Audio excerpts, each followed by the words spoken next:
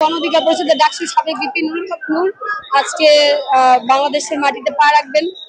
আমরা সেই আনন্দমুখর উৎসব পরিবেশের মধ্য দিয়ে গণ অধিকার পরিষদের নানান জেলার নেতৃবৃন্দরা এখানে এসে উপস্থিত হয়েছি তাকে স্বাগতম জানানোর জন্য। এবং ভাই যখন আমাদের রাজনৈতিক কার্যক্রমের মধ্যে সক্রিয় হবে, ইনশাআল্লাহ আগামীতে কি করবে সেটা ভাই জানাবে দলীয় নির্দেশনা মোতাবেক। আমি আসছি এখানে আমার নেতা ভিপি নুরকে সাপোর্ট দিতে এবং ওনার যে সুস্থতা এবং দীর্ঘায়ু কামনা করার জন্য।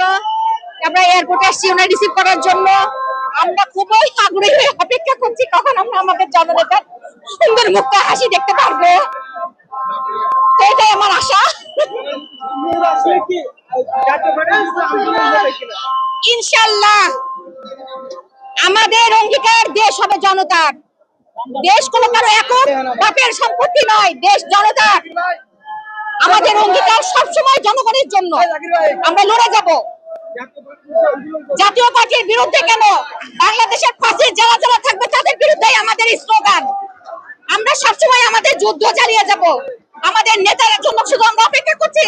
নায়াসিনামাইড ও স্যালিসাইলিক সমৃদ্ধ লিলি ফেস ওয়াশ যা ফেসের ডেড স্কিন সেল দূর করে দেয় দ্বিগুণ ফাস্টার ব্রাইটেনিং। গণ অধিকার পরিষদের সভাপতি নুরুল হক নূর বাংলাদেশের একটি সাহসীর বাতিঘর।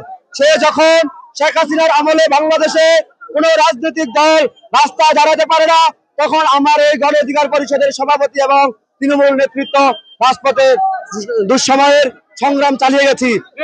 আমরা এই গণ অধিকার পরিষদের সভাপতি নুরুল হক নূরের উপরে যে অসংখ্য যে হামলা করেছে, আমরা চাই এই হামলার তীব্র দৃষ্টান্তমূলক শাস্তি। এবং নূর ভাই আসছে, আমরা নূর ভাইকে নিয়ে ভবিষ্যৎ বাংলাদেশ গড়ব